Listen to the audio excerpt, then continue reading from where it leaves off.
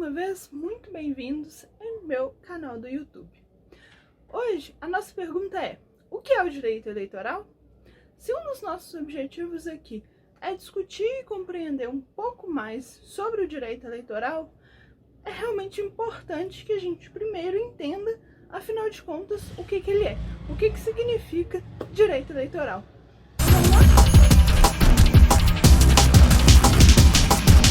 O que é o direito eleitoral? Bem, podemos começar com algumas definições de pesquisadores, estudiosos e especialistas na área.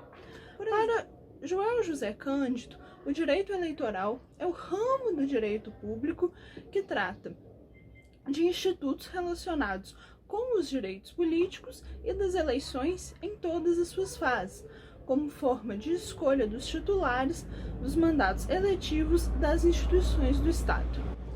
Por outro lado, Fávila Ribeiro, o direito eleitoral, precisamente, dedica-se ao estudo das normas e dos procedimentos que organizam e disciplinam o funcionamento do poder de sufrágio popular, de modo a que se estabeleça a precisa adequação entre a vontade do povo e a atividade governamental.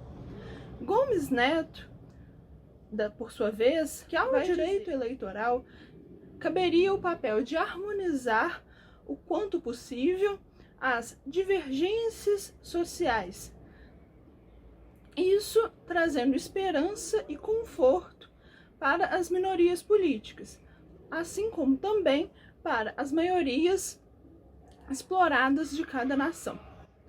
Por outro lado, José Jairo Gomes vai trazer a sua própria definição de direito eleitoral, que em alguma medida vai sintetizar isso tudo. Para José Jairo Gomes, direito eleitoral é o ramo do direito público cujo objeto são os institutos, as normas e os procedimentos que regem o exercício do direito fundamental de sufrágio, com vistas à concretização da soberania popular, a validação da ocupação de cargos públicos e a legitimidade do exercício do poder estatal.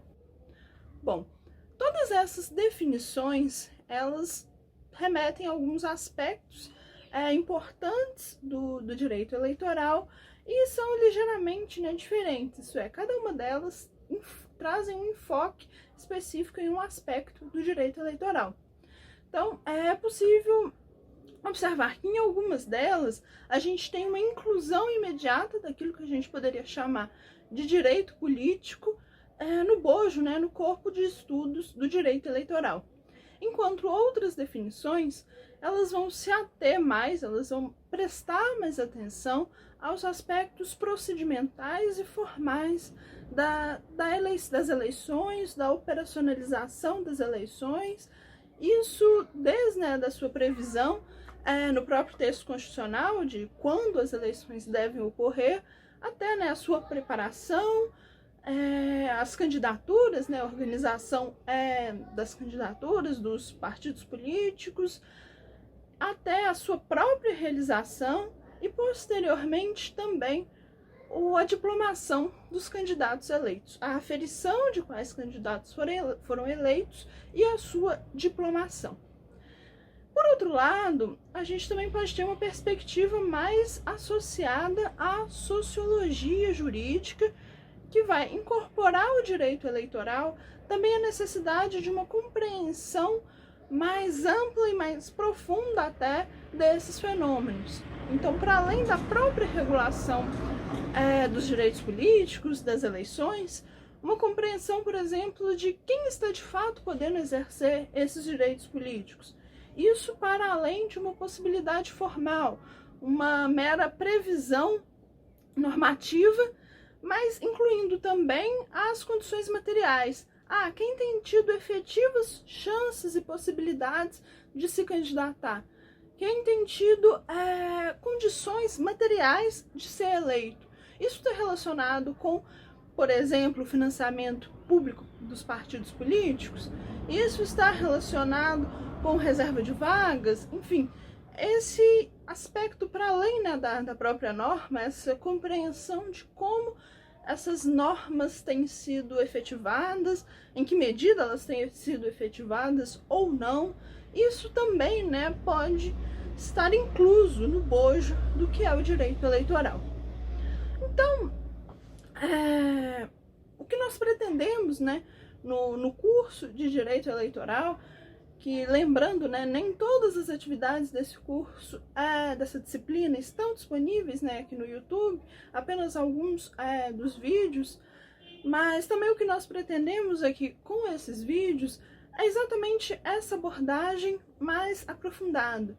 Isso quer dizer que nós não vamos falar, por exemplo, de prazos ou de regulações e vedações aos candidatos durante as campanhas eleitorais? Não, naturalmente esses são temas necessários também à compreensão do direito eleitoral.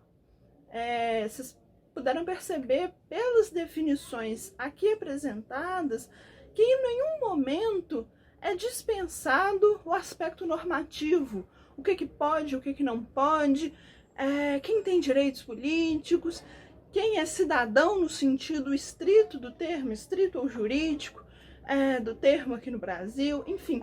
Essas questões técnicas, elas também são necessárias e naturalmente serão abordadas, mas elas precisam ser compreendidas a partir da contextualização do direito eleitoral brasileiro. E isso é importante até para a gente pensar por que nós temos um direito eleitoral estruturado da forma que ele é, em que é dado um papel central à justiça eleitoral. Aqui, por exemplo, a gente pode remeter às experiências brasileiras em repúblicas passadas, em momentos republicanos passados, de voto de cabresto. Então, a justiça eleitoral, da forma como ela é concebida atualmente, a própria estrutura do nosso direito eleitoral tem muito a ver com essa herança e com a tentativa de superar esse momento de voto de cabresto em que os eleitores não tinham amplas condições, né, de escolherem livremente os seus candidatos. Então, é preciso ter em consideração, é preciso levar em consideração esse passado brasileiro, essa história do Brasil, para poder compreender como, né, que chegamos a essa estrutura que temos hoje de direito eleitoral e também, né, da justiça eleitoral. Por isso que toda essa normativa do direito eleitoral precisa ser contextualizada. Não dá para falar só em abstrato. Não dá para a gente se deter apenas em prazos, condutas vedadas, condutas permitidas, um procedimento eleitoral desconexo da nossa realidade. Por exemplo, isso também nos impediria de compreender a necessidade de cotas para mulheres nas eleições. Cotas essas que têm sido intensamente discutidas na jurisprudência e nas consultas, né, que são levadas ao TSE.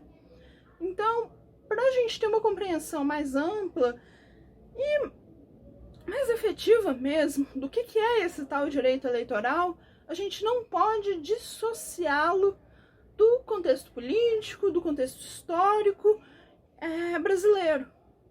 Porque senão a gente teria uma leitura, né, crua de normas e de jurisprudências que pareceria até desconexa. Existe uma razão de ser para o nosso direito eleitoral e principalmente, né, para a justiça eleitoral, que vocês vão ver em módulos mais para frente, que é uma justiça bem sui generis, é uma justiça muito própria, que é dificilmente encontrada em paralelo em outros países.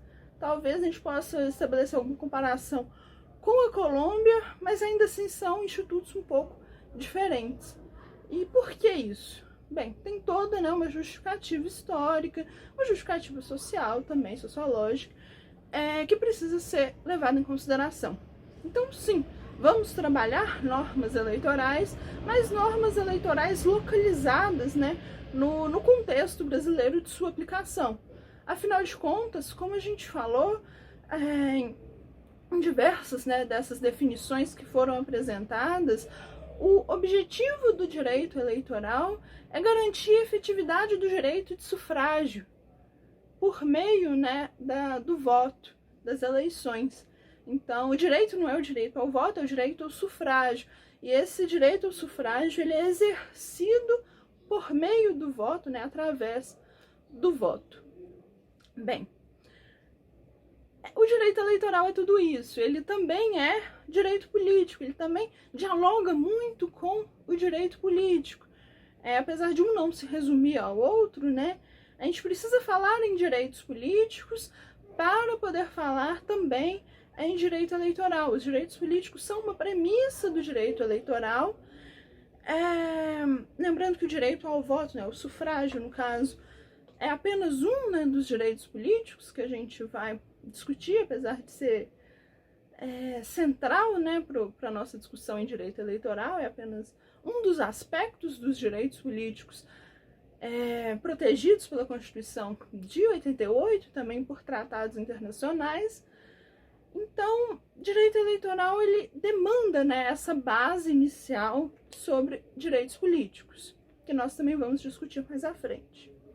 E a conformação do direito eleitoral também vai demandar, né, uma outra discussão sobre a estrutura democrática em que a gente está inserido, né, em que o Brasil está inserido, quais seriam outras possibilidades em termos estruturais de democracia, e também o próprio sistema eleitoral que vigora no Brasil. Porque, por exemplo, que não temos listas fechadas dos nossos candidatos? Ou melhor, o que seriam essas listas fechadas que nós poderíamos ter? Isso também será discutido nos módulos mais à frente. E falando, né, como o direito eleitoral ele depende dessa compreensão inicial de direitos políticos, é bom ter em mente também que é aquela velha história de que o direito não se resume a uma série de caixinhas fechadas que vão sendo estudadas separadamente. E isso é muito verdade em relação ao direito eleitoral. Por exemplo, toda a regulação das eleições perpassa também uma perspectiva de direito administrativo.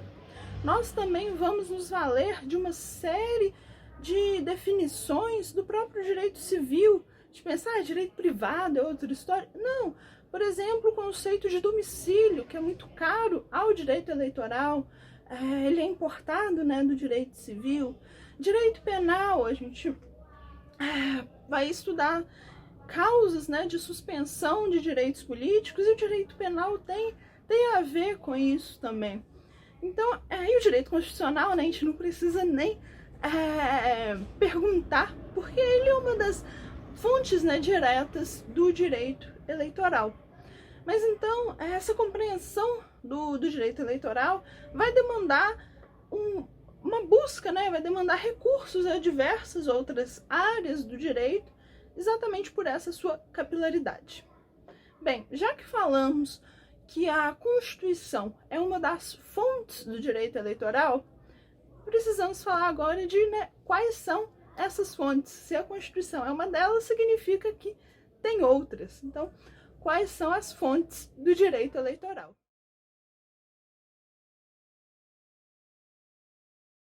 Bem, as fontes do direito eleitoral. Primeiro, eu já destaquei que a Constituição, né, ela tem um papel central para o direito eleitoral, mas nós também temos o Código Eleitoral, que é a Lei número 4.737 de 65, observada, né, as suas alterações posteriores, com destaque para a mini-reforma eleitoral que nós já tivemos. A Lei das Inelegibilidades, que é a Lei Complementar número 64 de 1990. A Lei dos Partidos Políticos, que é a Lei número 9.096 de 1995, e a Lei das Eleições, que é a Lei 9.504 de 1997. Para além disso, nós também vamos poder destacar as resoluções do TSE, assim como, né, a jurisprudência em matéria eleitoral. Bem, então vamos conversar sobre cada uma dessas fontes. A Constituição, ela é a fonte primeira, né, do direito eleitoral. não apenas numa lógica principiológica e na lógica tradicional objetiva de todo direito pátrio, de que a norma superior é a norma constitucional, mas porque a nossa Constituição ela regula faticamente, de forma imediata, elementos do direito constitucional. Talvez vocês tenham observado uma recente discussão sobre a emenda constitucional 107 de 2020, que alterou a data das eleições de 2020 em razão da pandemia de coronavírus. Foi necessária uma emenda constitucional exatamente porque a data das eleições é prevista constitucionalmente.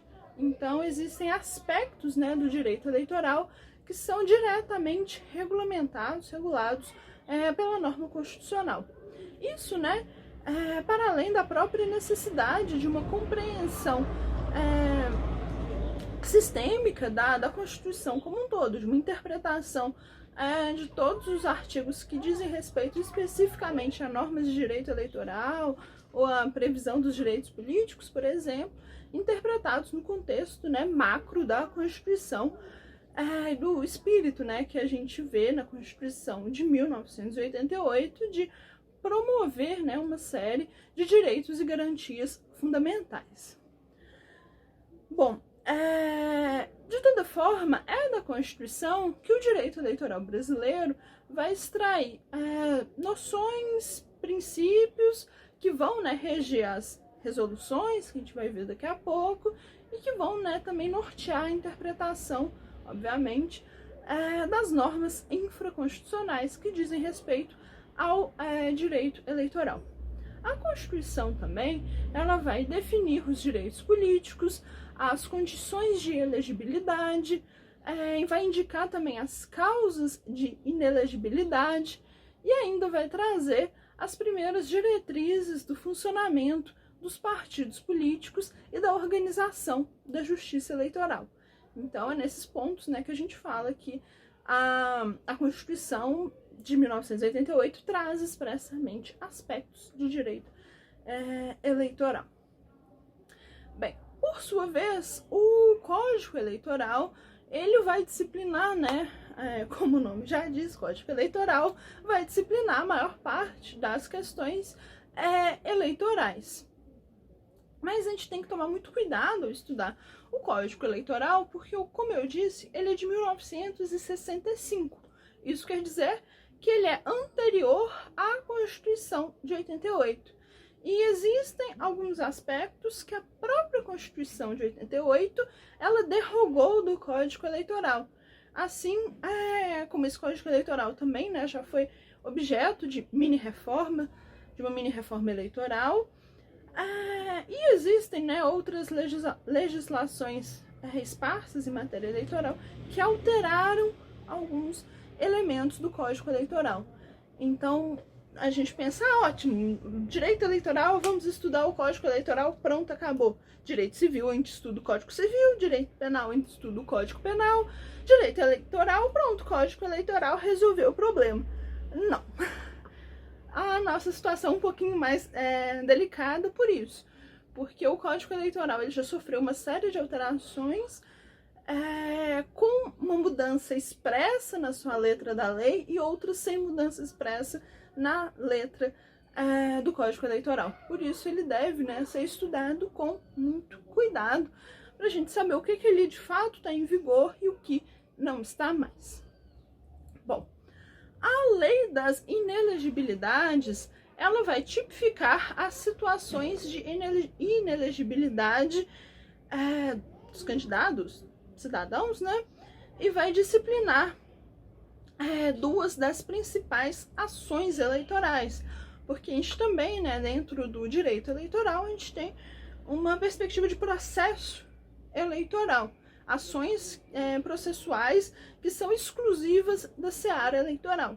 E duas delas estão, né, na lei de inelegibilidade, que são a ação de impugnação de registro de candidatura e a ação de impugnação de mandato eletivo.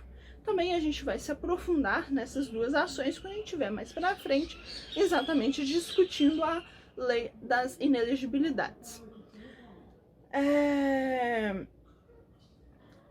Bom, na sequência temos também a lei dos partidos políticos, que ela é a lei básica que vai dizer, né, sobre as agremiações partidárias. Ela vai definir as situações, né, jurídicas que vão envolver criação e funcionamento dos partidos políticos. Isso tendo como norte a previsão constitucional sobre partidos políticos, porque a nossa Constituição ela também adentra, né, na questão dos partidos políticos, para além da previsão genérica de direito de associação. Há previsões constitucionais específicas sobre partidos políticos, a partir das quais, né, a lei dos partidos políticos vai aprofundar no tema. Bem, a lei das eleições, ela disciplina o funcionamento do processo eleitoral propriamente dito. O processo de escolha dos candidatos, a eleição propriamente dito, isso, né, passando por diversos aspectos, como propaganda eleitoral, condutas vedadas por agentes públicos em campanha, captação de votos, aplicação dos recursos em campanha, prestação de contas, enfim, esses aspectos propriamente ditos da operacionalização das eleições. Então essas, né, são as principais leis, né, legislações que nós temos, né, sobre matéria eleitoral. E para além delas, também é muito importante dar destaque às resoluções do TSE. Eu já cheguei a comentar que a nossa justiça eleitoral ela é muito diferente, né? Ela é muito própria, ela é diferente de outras experiências internacionais. E esse é um dos pontos, né, que a fazem ser diferenciada, que é o seu caráter administrativo. Além de jurídico, ela também possui um caráter administrativo de gerir as eleições, e para isso ela emite resoluções, que são as resoluções do TSE, que são normas, né, de caráter regulamentar que o TSE edita para disciplinar a aplicação da legislação eleitoral. E normalmente nessas resoluções o TSE ele em alguma medida sintetiza a sua jurisprudência. Então essas resoluções elas vão guiar, né, as eleições, o funcionamento das eleições, e tem muito, né, da jurisprudência do TSE em seu conteúdo. Por exemplo, novamente fazendo referência à Emenda Constitucional 107 de 2020, que alterou a data das eleições de 2020, né, por conta da pandemia. Depois que ela foi aprovada, o TSE emitiu resoluções dizendo respeito à condução, né, das atividades relacionadas às eleições de 2020, em que nós tivemos, por exemplo, a inovação da possibilidade de realização de convenções partidárias virtuais, né, em razão da necessidade de manutenção do distanciamento social. Abriu-se nessa possibilidade, que não existia até o momento, dos partidos realizarem suas convenções de forma virtual. Isso surgiu, né, numa apreciação do caso pelo TSE no início do ano, e foi refletido nas resoluções que ele publicou após a Emenda Constitucional 107. Mais pra frente a gente vai falar um pouco mais sobre convenções partidárias, direito partidário, né, propriamente dito. Bem, e para além, né, das resoluções do TSE, a gente tem que destacar a jurisprudência. Isso é um fenômeno latente no Brasil, principalmente após o novo CPC, que é o aumento do espaço que a jurisprudência ganhou em termos de fontes do direito. Então, cada vez mais a gente faz referência à jurisprudência para discutir uma série de direitos, e no direito eleitoral isso não é diferente. Assim, a jurisprudência ela também desempenha um papel central. E aqui a gente fala de jurisprudência tanto da justiça eleitoral, né, com destaque para a jurisprudência do TSE, mas também a jurisprudência do próprio STF, quando o STF discute matéria eleitoral, porque o STF, ele, ao apreciar a constitucionalidade de normas infraconstitucionais, ele também pode acabar apreciando a constitucionalidade de normas eleitorais. E aí, nesse caso, a jurisprudência do STF vai implicar na nossa compreensão, né, do direito eleitoral. A exemplo disso, a gente pode falar da DPF 5617, que diz respeito à distribuição proporcional do fundo partidário destinado às eleições, né, da porcentagem do fundo partidário que for destinado às eleições, às campanhas eleitorais. Esse valor ele deve ser distribuído proporcionalmente entre candidaturas dos dois gêneros, isso respeitando a necessidade de que pelo menos 30%, né, das candidaturas sejam de cada gênero. Então esse entendimento, né, foi inaugurado pelo STF e trouxe implicações diretas para o direito eleitoral. Muito se tem discutido até sobre seus efeitos imediatos já nas eleições de 2018. Essa decisão é de 2018, já trouxe impactos no aumento do número de mulheres eleitas, por exemplo, para a Câmara dos Deputados em 2018, quando chegamos ao maior percentual até então verificado no Brasil de 15%, o que, né, ainda é um percentual muito baixo. Mas ainda falando da jurisprudência, dos entendimentos, né, da justiça eleitoral, é importante a gente dar destaque para as consultas. Mais para frente, discutindo de forma mais aprofundada a estrutura da justiça eleitoral, isso talvez fique um pouco mais claro, mas a ideia é que podem ser apresentadas consultas ao TSE com relação à interpretação de matéria eleitoral. Isso é no escopo da competência administrativa do TSE.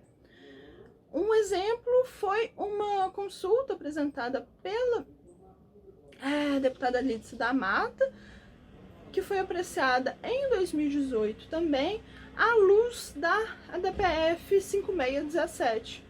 Então, nessa consulta, o TSE entendeu que a mesma lógica aplicada pelo STF nessa ADPF em relação ao fundo partidário precisa ser replicada em relação aos recursos do fundo eleitoral e também ao tempo de propaganda gratuita em rádio e TV. Isso veio de uma consulta, né? Então, as consultas, elas também são sensíveis, né, e são importantes para a compreensão do nosso direito eleitoral e para uma compreensão atualizada, né, que isso não está na legislação, mas é aplicado atualmente, né, desde as eleições de 2018.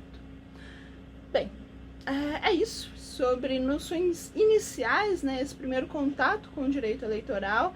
Essa é uma primeira abordagem. Primeiro, o que é o direito eleitoral e quais são suas fontes, de onde a gente tira esse tal de direito eleitoral. Aqui embaixo vocês têm algumas sugestões de leitura que podem ajudar a uma melhor compreensão desse tema, e caso tenham alguma dúvida, podem também colocar aqui embaixo nos comentários. Muito obrigada, gente. Até a próxima!